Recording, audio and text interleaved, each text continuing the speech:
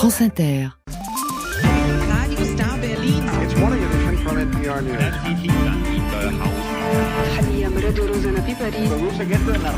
France Inter, le 18-20, Fabienne Synthèse. Un jour dans le monde, un jour aux États-Unis ce soir. I've said it very simply, I'll say it once again. It's an old military adage, but we would rather send bullets to the conflict. Voilà, c'est Mike Johnson, le speaker à la Chambre des représentants, avec cette phrase hier. Je l'ai dit très simplement et je le répète, c'est un vieil adage militaire, mais nous préférons envoyer des balles dans le conflit à l'étranger plutôt que d'envoyer nos propres garçons, nos troupes. Bonsoir Anne-Désine. Bonsoir. Vous êtes juriste et américaniste, vous êtes professeur émérite à l'université Paris-Nanterre et je vous salue aussi Léo Perria-Peigné, bonsoir. Bonsoir. Vous êtes chercheur au Centre des études de sécurité de l'IFRI, l'Institut français des relations internationales. Un décryptage donc en deux temps ce soir pour comprendre à la fois ce qui subitement a fait virer les Républicains à la Chambre et comprendre aussi ce que cette décision permet de débloquer justement pour l'Ukraine et jusqu'à quel point ça va changer sur le terrain. Anne-Désine, c'est vous qu'on attend d'abord sur le volet politique. 6 mois de refus et subitement voilà que le speaker Johnson aurait lu des rapports de la CIA et compris que c'était grave et qu'il fallait donc continuer à aider l'Ukraine. Ça semble un peu court, non ?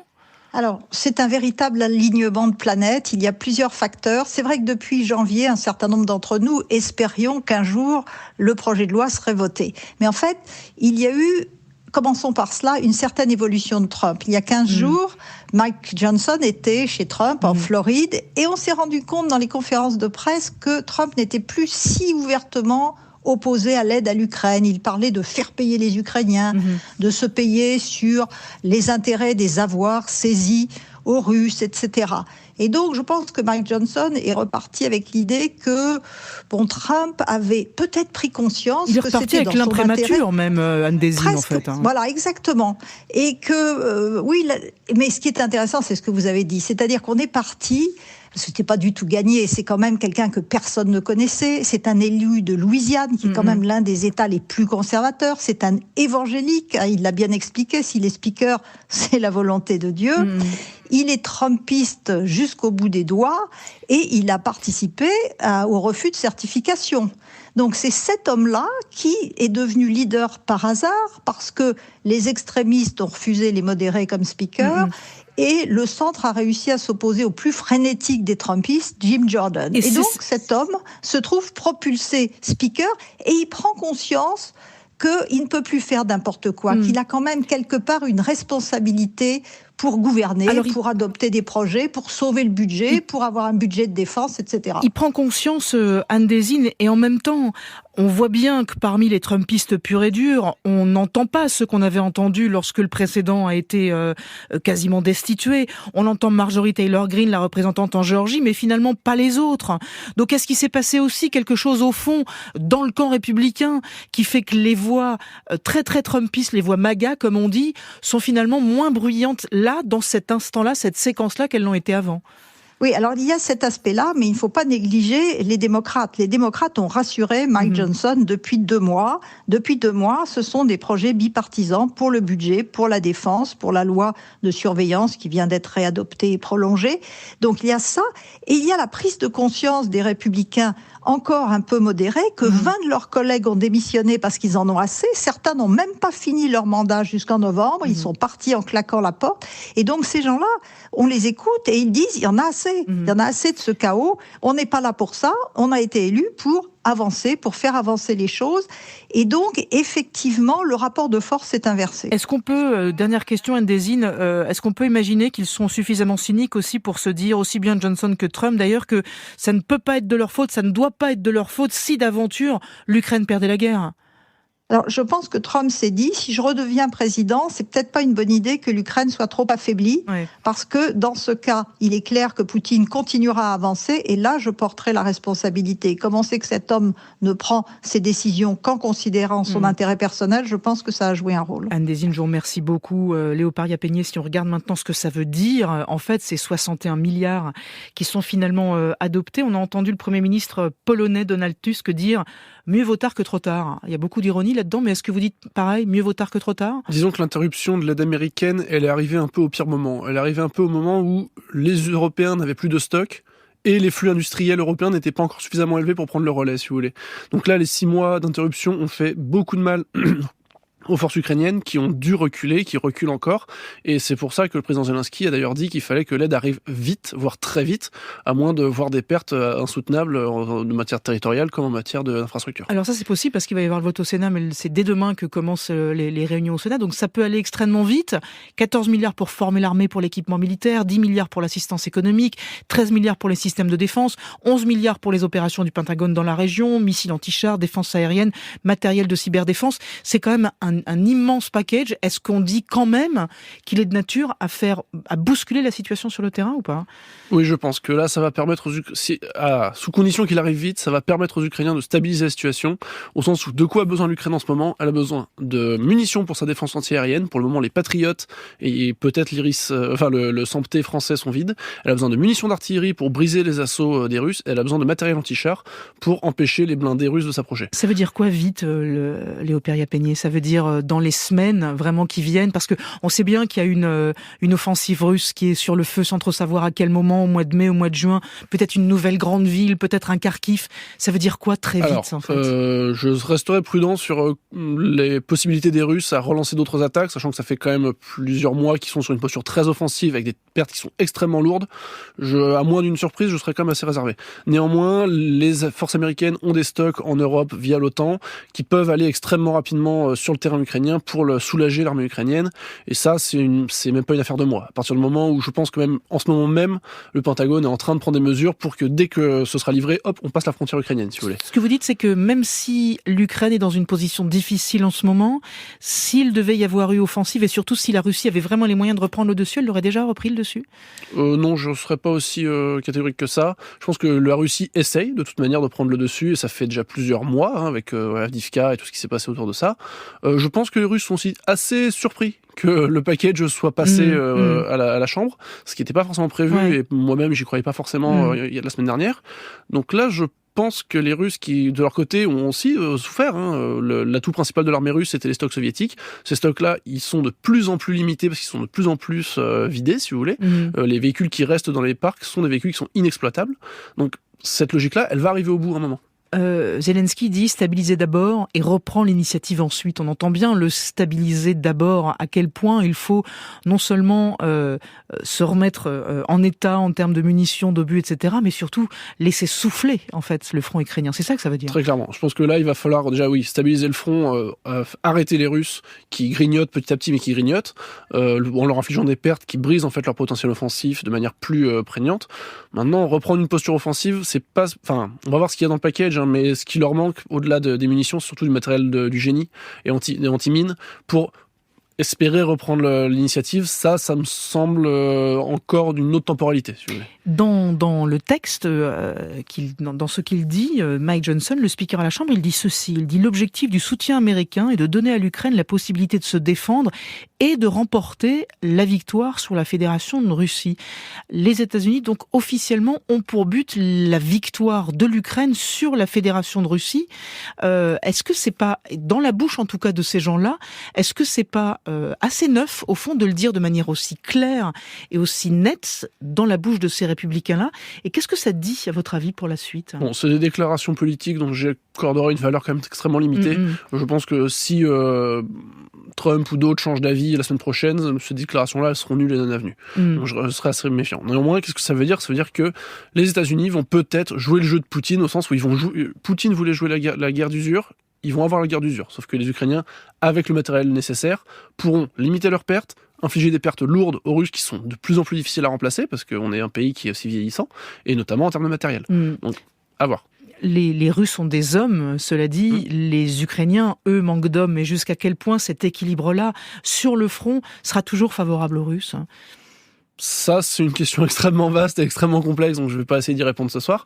Mais je pense néanmoins qu'en l'état, donner aux Ukrainiens les moyens de se défendre, donner aux Ukrainiens des armes de qualité qui leur permettent de frapper plus loin, plus vite, avec le renseignement américain, c'est permettre aux Ukrainiens d'économiser des hommes. Et c'est très clairement ce qu'eux-mêmes disent. Ils disent « Donnez-nous des obus, les obus européens sauvent des vies ». Les armes qu'on leur a envoyées portent plus loin, sont plus précises, et c'est tout à fait reconnu par les Ukrainiens eux-mêmes. Et alors, donnez-nous des obus, et pas seulement, il y a 8 milliards de ce que j'ai vu dans ce package-là qui vont servir notamment à continuer à payer les salaires et payer les retraites. C'est ce que dit le Guardian ce matin, le Guardian de Londres. Et ça dit quand même, ça parle de l'état de l'Ukraine, ça aussi, que cette aide-là doit aussi servir à payer les soldats et payer les retraites. Disons qu'on est dans un pays dans lequel l'économie de guerre, c'est pas une formule. Vous avez, je crois, plus du tiers du budget de l'État qui est consacré à la guerre. Et à côté de ça, vous avez d'énormes problèmes de financement. Mais là, pour le coup, l'aide américaine, je dirais pas qu'elle est moins nécessaire, mais je dirais que là, l'Union européenne a plus de cartes à jouer. Et c'est là-dessus qu'elle joue. Quand vous voyez les financements, les pays européens et l'Union européenne, en tout, ont plus contribué en termes financiers que les États-Unis. Mais là où les Européens ont du mal, c'est à fournir de l'armement. Alors que fournir des sommes pour les retraites, pour les salaires, c'est moins un problème. Après, je suis frappé, Léo Perrapenier, vous me direz si vous l'êtes aussi, dans le revirement américain, il y a les mots d'effondrement qui ont été prononcés. Il y a l'idée qu'un effondrement ukrainien est possible, aurait été possible sans l'aide américaine.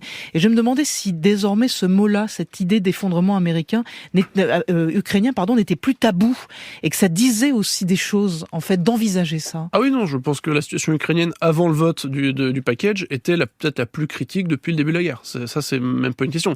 Ils n'avaient plus les moyens d'entretenir un rapport de feu correct, ils n'avaient plus les moyens de protéger leur ville contre les attaques aériennes. Donc on était à un moment où, si l'Ukraine continuait sur cette pente sans aide, sans réaction des Européens, il se serait passé des choses avant l'été. Il se serait passé des choses avant l'été, mais là, l'idée d'un effondrement, on en parle. Et moi, j'avais l'impression que c'était quelque chose qu'on n'osait pas prononcer jusqu'à présent. Est-ce qu'aujourd'hui, on ose prononcer cette éventualité-là qui existe ? Bon, dans les médias, peut-être, je pense qu'entre nous, chercheurs, dans notre petite communauté un peu endogame, ça a été assez envisagé assez vite.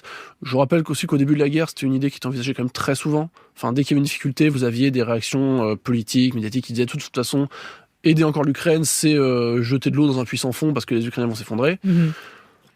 Ça fait 2 ans, bientôt et demi. Belle performance quand même. Alors je ne vais pas marcher sur les plates-bandes de Franck Maddefond qui vient de s'asseoir et qui interviendra tout à l'heure autour de ces questions-là, mais ne rien faire, et ce serait la dernière question, est-ce que ne pas apporter ces 60 milliards, c'est aussi mettre Poutine en position de ne pas dicter les termes de quelques règlements que ce soit de toute façon à un moment ? On est dans une logique d'attrition. À un moment, soit l'Ukraine, soit les Russes n'auront plus le potentiel pour maintenir une guerre soutenable. Et à partir de là, l'un ou l'autre sera en position de force pour négocier. C'est à peu près comme ça que ça va fonctionner. Quoi qu'en disent certains politiques en France, c'est pas en allant voir les uns et les autres pour essayer de faire une consultation que ça marchera. Donc à partir de là, 60 milliards. Et après, on verra, une éventuelle reprise de l'approvisionnement. Ça veut dire que l'Ukraine a de nouveau les cartes en main pour contraindre la Russie à négocier. Ça ne sera pas tout de suite, parce que la Russie a encore du potentiel, mais de notre côté, l'Europe monte en gamme, les Allemands veulent produire 1 million d'obus d'ici 2030, la France voudrait atteindre péniblement 100 000 d'ici 2025. Bon, je pense aussi que l'Europe, de ce point de vue-là, est quand même plus forte en 2024 qu'en 2022. Écoutez, en attendant, on n'est qu'en 2024 et on verra la suite, puis on écoutera Franck surtout tout à l'heure. Léo Perrapenier, vous êtes chercheur au Centre d'études de sécurité de l'IFRI, et je vous remercie beaucoup de votre passage chez nous. Le 18-20, Fabienne Synthèse. Sur France Inter. La suite, ça se passe en Chine où le gouvernement clame avoir éradiqué la grande pauvreté. Nous irons dans une province qui dit plutôt le contraire. Pour aller jusqu'à 19h, Céline Aslo, sous les radars. Et une question ce soir, l'oncle de Joe Biden a-t-il vraiment été mangé par des cannibales ?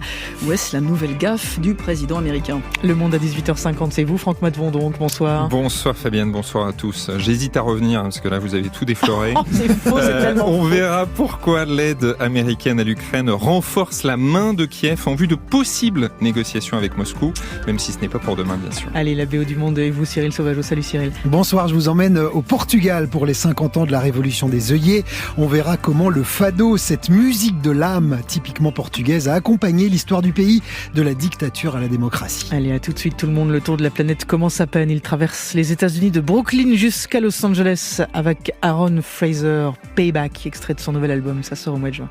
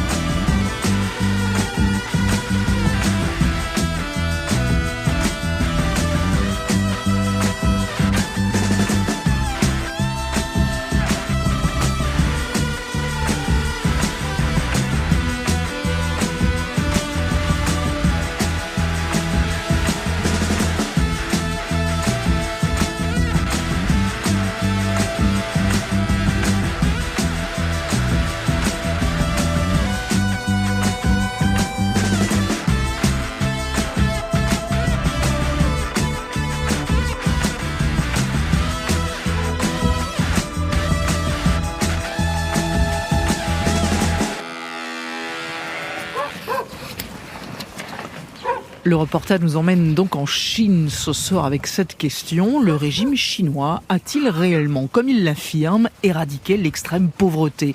La grande pauvreté a disparu officiellement depuis 2020. C'est ce que dit le régime chinois. Grande pauvreté éradiquée grâce à un énorme travail mené depuis le début de l'année 2010. Alors c'est vrai que le niveau de vie des Chinois s'est nettement amélioré, mais dans ce pays champion des nouvelles technologies, une partie de la population continue de vivre dans des conditions extrêmement précaires, notamment dans les campagnes. Nous allons dans le Gansu, c'est l'une des provinces chinoises les plus pauvres, dans le nord du pays. Et le reste, c'est Sébastien Berriot qui raconte. Malgré l'arrivée du printemps, le vent est encore glacial dans les rues de ce petit village du Gansu. Entre deux blocs de maisons, des bruits de bêches viennent briser le silence. Le dos courbé, une vieille femme de 72 ans est en train de travailler dans un champ avec son mari. Je dois travailler pour pouvoir acheter de la nourriture. Je fais du désherbage dans les champs. Je travaille comme ça pendant quelques mois. Je gagne quelques sous, mais pas beaucoup. Officiellement, le village est sorti de la pauvreté depuis 4 ans.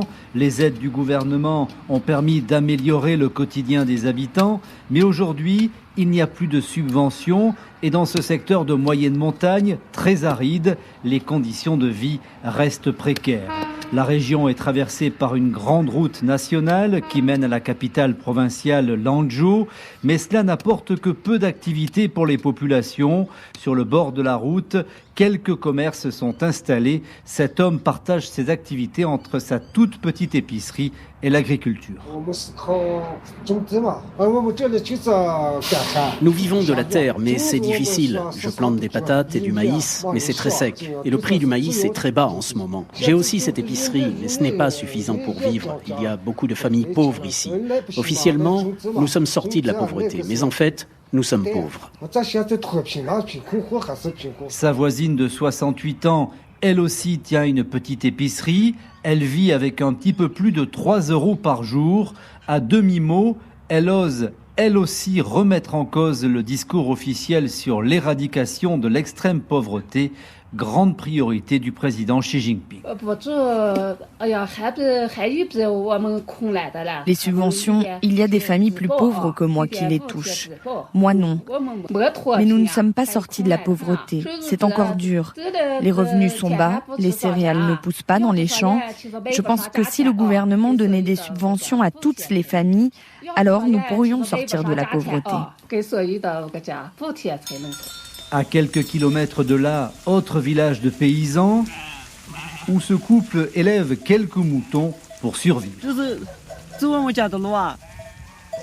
Ce chemin, vous voyez, je le pratique depuis 50 ans, il n'a pas changé.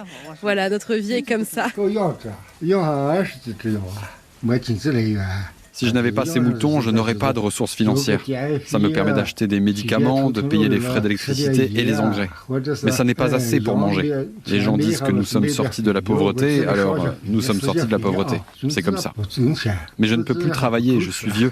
Je souhaite que le gouvernement nous donne des aides. On est ici très loin des grandes usines chinoises qui exportent dans le monde entier, mais dans ces campagnes aussi, le ralentissement de l'économie depuis le Covid se fait ressentir, raconte ce paysan. L'économie n'est pas bonne, il n'y a pas de boulot dans les chantiers et même dans les usines dans le sud du pays. Du coup, les villageois restent ici. Avant, presque 40 villageois partaient travailler et seules les personnes âgées restaient ici. Cette année, ils ne sont même pas partis après le nouvel an.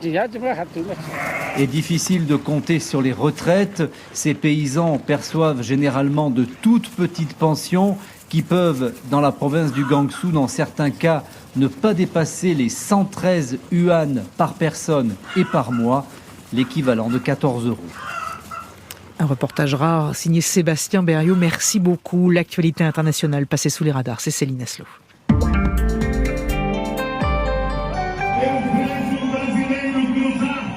Et Céline, nous sommes d'abord à Rio, donc au Brésil, où Elon Musk était hier la star d'une grande manifestation d'ultra-conservateurs. Oui, alors il n'était pas présent, le fondateur du réseau social X, mais son portrait était partout, sur les pancartes, sur les banderoles, des milliers de manifestants. Obrigado Elon Musk, merci à toi de défendre la liberté d'expression. Elon Musk devenu le héros de l'ultra-droite brésilienne, le symbole de celui qui dit tout haut la vérité sur le système, depuis qu'il a traité de dictateur un juge de la Cour suprême brésilienne. Alors ce juge s'appelle Alexandre de Moraes, il a fait de la lutte contre la désinformation son cheval de bataille et ces dernières années, il a ordonné la fermeture de comptes appartenant à des figures du mouvement ultra-conservateur sur les réseaux sociaux. L'ancien président Jair Bolsonaro crie à la censure judiciaire, c'est lui qui a d'ailleurs initié la grande manifestation hier de Rio, mais ce coup de pression et sa proximité affichée avec Elon Musk ne semblent pas impressionner le juge. Ce n'est pas la première fois, dit-il, que la justice fait face à des étrangers qui traitent le Brésil comme une colonie. Hello. Hi Diva.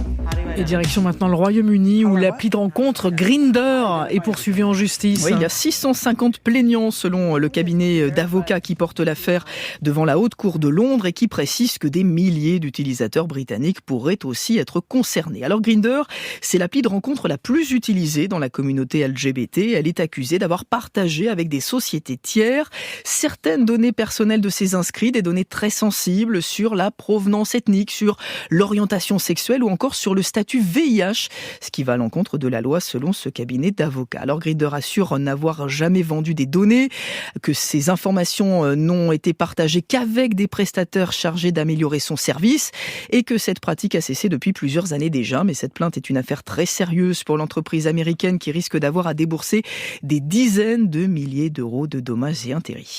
Did cannibals eat President Biden's uncle during the World War II? Dit comme ça, est-ce que des cannibales ont mangé l'oncle du président Biden? Quand même, c'est une question qui fait polémique. Alors cet homme a-t-il été mangé par des cannibales? Alors c'est le président américain qui a raconté cette étonnante histoire familiale il y a quelques jours alors qu'il rendait hommage aux combattants de la Seconde Guerre mondiale.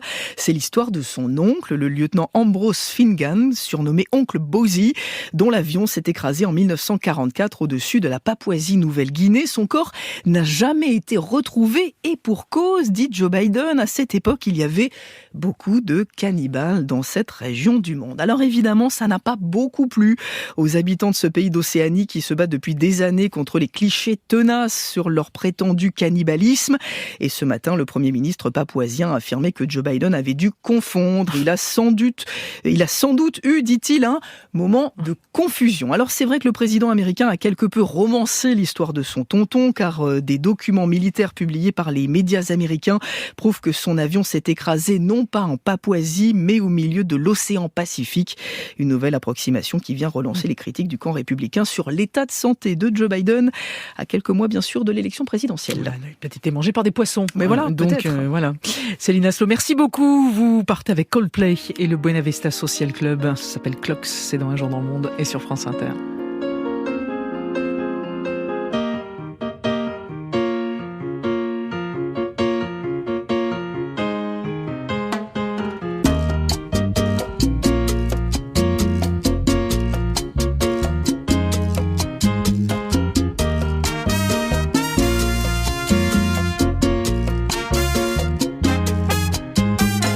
Lights go out and I can't be saved.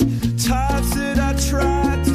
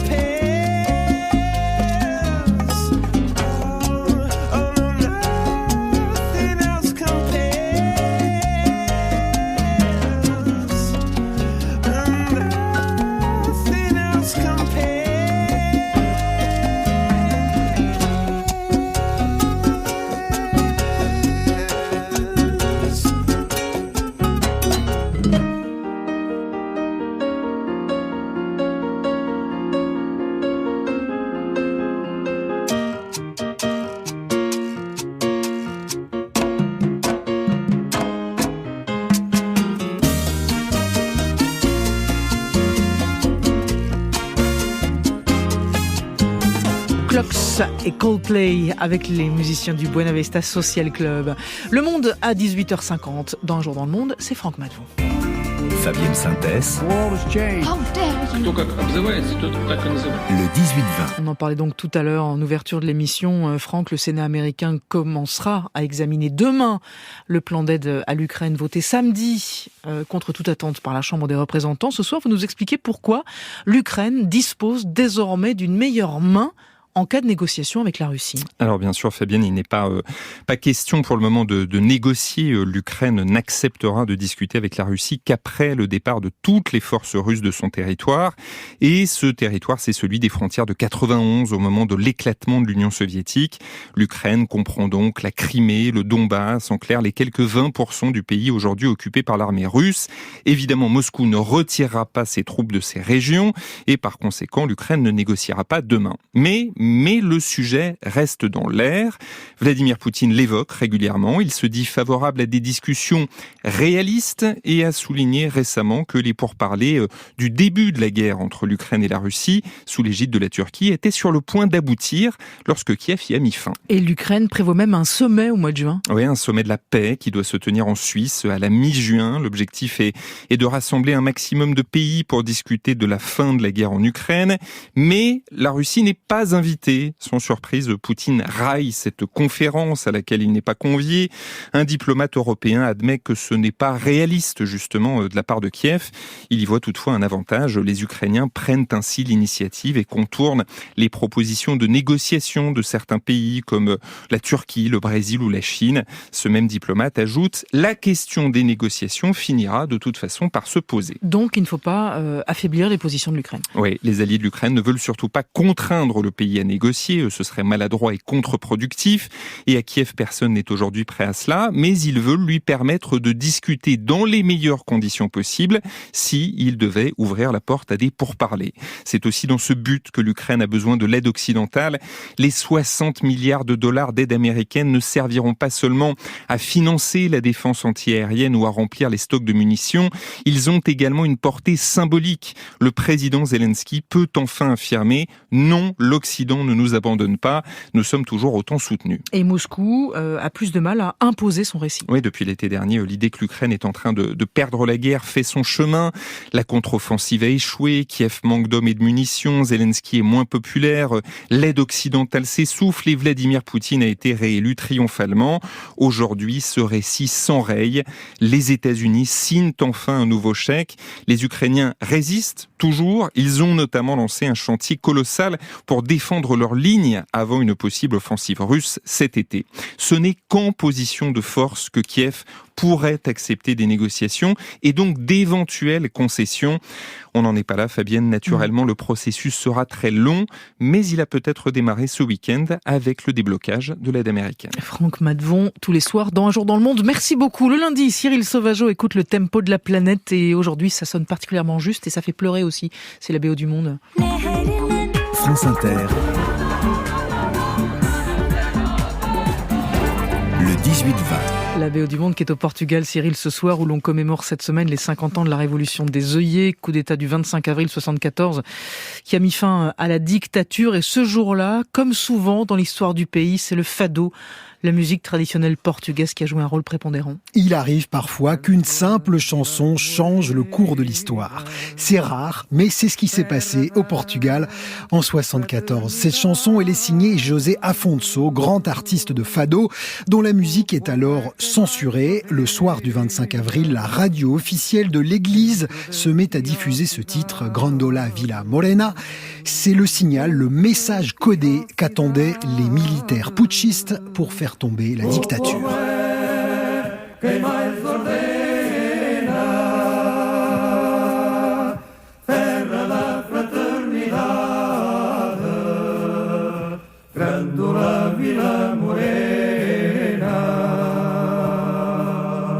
Cette chanson va devenir l'emblème, la bande-son de la révolution des œillets et José Afonso sera célébré comme une légende vivante jusqu'à sa mort dans les années 80. Son répertoire donnera lieu ensuite à un nombre incalculable de reprises, comme ici dans la voix du groupe Madre Deus.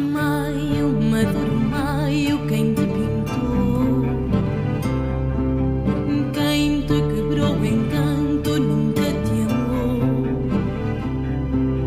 Cyril, le fado comme bande-son du retour de la démocratie, c'est assez paradoxal parce que la dictature de Salazar en avait fait un instrument de sa propagande. Et ceci au nom des valeurs traditionnelles du Portugal. La devise du régime, ce sont les 3 F, fado, football et Fatima. L'église catholique omniprésente dans la société, la passion du foot, l'autre religion, et donc le fado, cette musique de l'âme qui exprime si bien la saudade, l'essence de la nation portugaise et sa mélancolie. Pour servir sa cause, la dictature va chercher à mettre au pas, en quelque sorte, le fado, car c'est une musique venue des bas-fonds, c'est la musique des marins, des prostituées, des marginaux. Et à partir des années 30, le régime qui s'installe va donc serrer la vis. Les artistes devront, par exemple, déclarer leurs textes à la censure avant de les enregistrer. La pratique sera très encadrée via des maisons de fado et les grands artistes du genre serviront d'ambassadeurs du Portugal à l'étranger. Cette voix déchirante, c'est celle de la plus célèbre des fadistas, Amália Rodrigues, adulée dans le monde entier. Amália qui sera souvent accusée d'avoir servi la propagande de la dictature. Pourtant, certaines de ses chansons, comme celle-ci, témoignent d'une vraie indépendance d'esprit.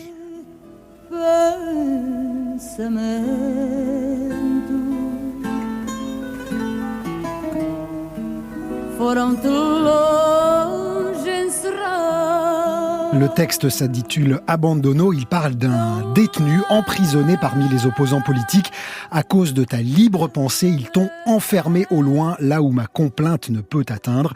À l'époque, en 1962, Amália Rodrigues aurait pu tout à fait être censurée avec un texte pareil. Alors Cyril, aujourd'hui, 50 ans après la fin de la dictature, le fado est toujours bien vivant dans la culture portugaise, mais cette musique a-t-elle encore quelque chose à dire ? Eh bien oui, à condition d'aller chercher au-delà de la carte postale, de ne pas se cantonner aux restaurants pour touristes de Lisbonne qui servent du fado à tous les repas. Certains artistes s'efforcent de moderniser le fado tout en perpétuant la tradition. Dans les années 2000, c'était Cristina Branco ou Missia. Aujourd'hui, bien une chanteuse par exemple comme Lina a repris le flambeau. Son nouvel album Fado do Camões rend hommage à un grand poète portugais chanté autrefois par Amália Rodrigues. Un pied dans le passé donc, et l'autre bien dans le présent avec des sonorités actuelles et des collaborations.